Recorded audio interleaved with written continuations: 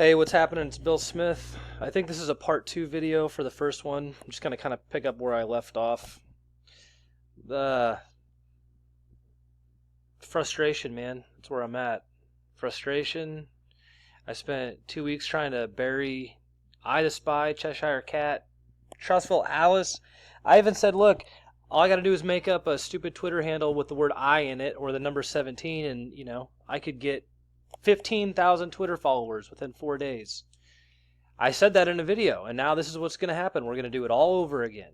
So this is the first, I think this is the first Twitter person, anonymous Twitter account to be mentioned on the boards. It's Political I-17, at Political I-17. It's frustrating, man. It's just totally frustrating. I don't know what else to say. This is a video that they posted too. I'll go ahead and play it for you.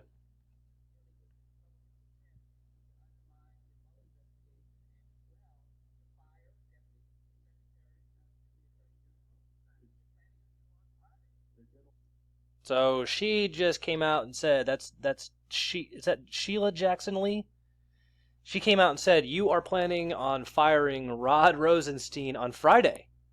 What's up with that? She's freaked. Right? She's talking to Horowitz. So Horowitz is going to fire him. Or someone's going to fire him. He's going to be fired. And this showed up on Robert P's account. And then I'll show you what else happened on the Q stuff. Just so we're current.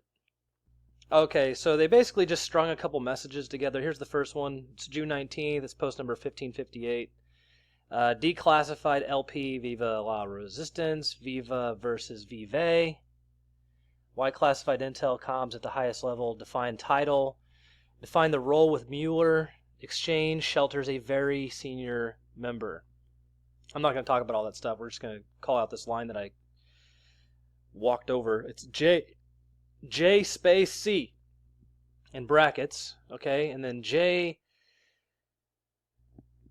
with the P. Okay, from the Twitter account. I'm not telling you this very good. I'm going to put these next to each other. So the P is the Robert P for Political I-17. That's the guy's handle, right? Robert P. And the extra P ties into JPC. Just like that. What a coincidence. We'll go look at this. Anyway, it all kind of sets up them saying Political I-17. That's what that was doing. There's more there to look at if you want to, but that's the account. And the frustrating part is I think I didn't really mean, I wasn't trying to mess with someone's quote unquote authority or their trustworthiness whenever I brought Lisa May 62 to everyone's attention. I just said that I got a question here, and then whenever I asked my question, people started demanding retractions instead of coming up with a good answer. So fine, whatever. This is what you get. You don't want to play the game. You don't want to come up with a good answer first. I'll put out 4 more videos, and then you'll make me talk about it. I had tons more stuff to ask. That's why those other videos came out. It also came out because someone started threatening me on Twitter, demanding a retraction with no good answers, threatening me with a process server, and it was this guy down here. I'm not logging in Twitter. So another reason why I can't log in is if I did log in, I wouldn't see any of these Lisa Mei Crowley tweets. She blocked me. It wouldn't show up anywhere. So, this is what I got to do now. Where's it at? It's down here somewhere. Unless they already scrubbed it. There's one. So this guy, the 72 seconds guy, he's the one that threatened me with the process server. It looks like this account started tweeting a bunch. Or maybe not. I can't tell. I can tell you though, this is what they're going to do. So this is what they did. They couldn't come out and say Lisa Mei Crowley, right?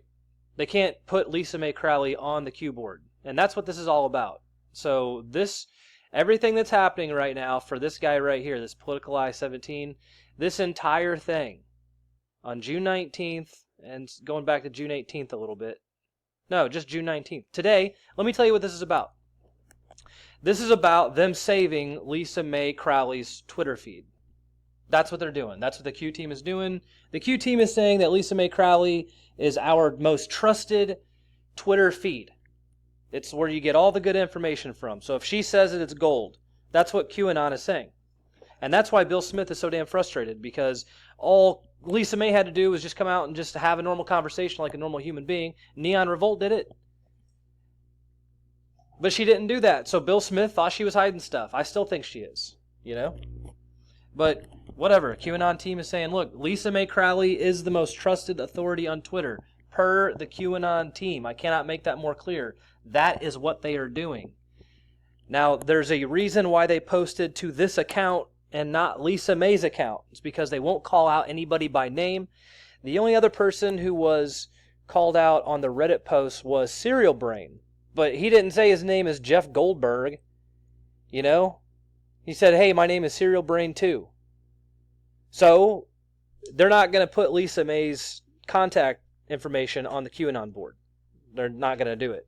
So that's what they did instead. They used this other account called Political I-17, which I absolutely hate. I hate that they did this, okay, because we just had I the Spy and Back Channel 17 and Cheshire Cat, Trustful Alice and Pyramid Eye and anything else that Bill Smith wants to make up online, okay? I'm just saying, you know? So I think they probably saw this thing happen enough times. They were like, okay, let's just give people a secondary account to go talk to on Twitter. So that's what this guy is now. That's who Robert P. is. Okay, Robert P. is now the QAnon team's official, trustworthy QAnon source, and Robert P. tells you that Lisa May Crowley is the place to go. They had to do this because Bill Smith made them. I hate to say it. I don't really want to take credit for something like that, but Bill Smith made the QAnon team do this. And I'm halfway glad they did. I'm also concerned about their strategy of picking another anonymous account called I something. Political I-17. Political IQ. I mean, screw it. Everyone's doing it, right? So they were like, let's just do it ourselves, and then we don't have to talk about it again. Because you're going to play whack-a-mole for the next year, 2 years, 3 years. All it takes is one person to set up a fake account, take a Q&A session, bam, it's done, you know? I've already been through it 3 times. So I think that the QAnon team was probably like, okay, let's just make our own, and then, you know, that'll be that. Maybe it really is a real person. I don't know. That's kind of my point with all this, is that you don't know. It's on Twitter, man. It's on Twitter. Here's the earliest post. It was a NASA retweet back on October 11th. So this was like 3 weeks before. This is like 3 weeks, 2.5 weeks before QAnon stuff started up. And then the second post, this is crazy. The second post was from Asia Argento. Now, I don't like Asia Argento at all. I think that she knew that, first of all, she dated Weinstein. She dated him. So now she's going to accuse him of sexual assault after he assaulted her and then she dated him. I find that odd. And then here's a Donald Trump retweet. Here's some Barbara Walters scolding Corey Feldman. It's all the stuff we know. It's all the stuff we love, you know? It's the best content. Julian Assange. Steven Crowder. Retweet from Steven Crowder. I mentioned Steven Crowder in a past video because he fights with the SJWs instead of just fighting Zionism, you know, going straight to the source and fighting it there. He fights one of the holes in the hose. Okay, cool. Donald Trump Jr. tweet about Kimmel defending Weinstein. This seems like an account that was pretty honed in on some stuff early and does not have anything else besides famous people retweets. Laura Loomer. Remember when she was blonde and had a huge nose? Remember that? Remember whenever she was alt-right and then she was alt-light and then she was just plain alt-media and now she's pro-Jewish? Remember that? I had a video about Laura Loomer I never released because I don't want people crying. Paul Joseph Watson, Prison Planet, part of the same problem. The Onion. It's a great account, man. There's lots of good stuff. Tons of Laura Loomer. All over it. Lots of Laura Loomer. Here's some James Woods. On and on and on she goes. This is up to October. So this is old.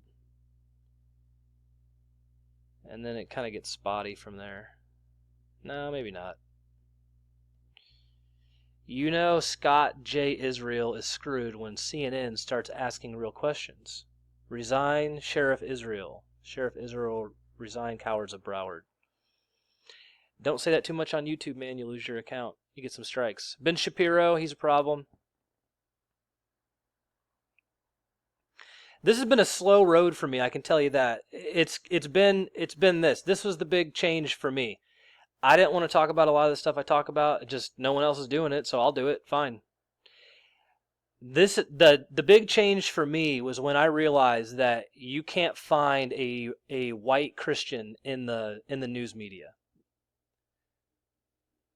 They don't exist. And I'm okay with that because I figure the news media is super old by now. You know? It's real old. But the odd part is that you can't find a white Christian inside of alternative media. You get people like Laura Loomer. And that was the part that started to send off some bells in my head, you know? Was like, oh wow. Like, how does Israel also own alternative media? So they don't just own all the mainstream stuff. If you get outside of that funnel system, you go look for your own self. This is what you'll hit the same stuff. You'll hit more Israel-owned, Zionist-backed media sources. There's only one thing you can't talk about. I used to think it was like being anti-gay, you know, or anti-this or that, or, you know, pro-life, whatever. I used to think it was stuff like that you couldn't talk about. Now I realize that you can totally talk about that kind of stuff. You just can't say Zionism. You can't say that, you know, there's some kind of issue with the world that all seems to come from one area. You can't say it. It's the one thing you can't say. I just find it weird that, you know, I made some very convincing arguments. I went back and I watched those videos just to make sure that I didn't make a fool of myself. I didn't say anything wrong, you know. This is new, so this Vice News thing, that's a new jump up there.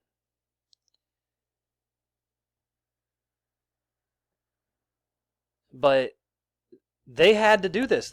I feel like this was in response to Bill Smith. Me.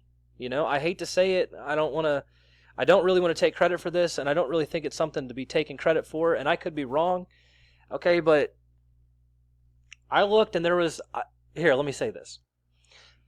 When I released these videos last week, I think it was on Friday, whatever day I put the last video out, right after I uploaded the last one, there was a chunk, and then I was down for a while. I was down until like this today. You know, this is the first one I uploaded. I was down for 4 days. After I uploaded the second videos talking about the fallout on Twitter and what Lisa May was saying to me and people attacking me and threatening me with process servers and lawyers and such, after I uploaded the reaction videos, the fallout, my computer blue screened. Now, I've rebuilt my computer 7 or 8 times now in the last 6 months. It's just something I do every couple weeks. I have to. And I think it might have to do something that has to do with like network settings and a Windows update. I'm not for sure. I just got used to doing it. I don't even complain about it anymore. But after I uploaded the other Lisa Mei Crowley videos, my computer blue screened. And it wasn't a blue screen I'd ever seen before. And I've, you know, been a computer tech. Everybody's built their own computer. We know how to run our OSs, right? Reinstalled it 7 times in 6 months. The blue screen that I got was something I'd never seen before. Ever. Couldn't find it anywhere. And my computer sat broken for like 2 or 3 days because I couldn't get it to boot off a USB stick. It's like simple stuff. And then I took a day break. I came back, turned it on, and I watched Windows reinstall the operating system on its own without my help. I booted straight to my hard drive, and then bam. So they took me offline. Someone took me offline for like 3 or 4 days. There's just no way for me to get back on. I couldn't access anything. And people were still asking Lisa May where she got her stuff from. Then they had to come out and do this today. So what I'm trying to say is that I'm pretty sure that this is what's happened. And I think that the QAnon team is signaling that this account is trustworthy, that they trust this account, and that this account trusts Lisa Mei Crowley. And that should be enough for you. And if they say that, man, I guess it's enough for me. What do you want me to say, man? I'm just a guy with a broken laptop on YouTube watching, all Lisa Mei Crowley retweets on a new Q Twitter account. So until next time, this is Bill Smith. Thanks for watching.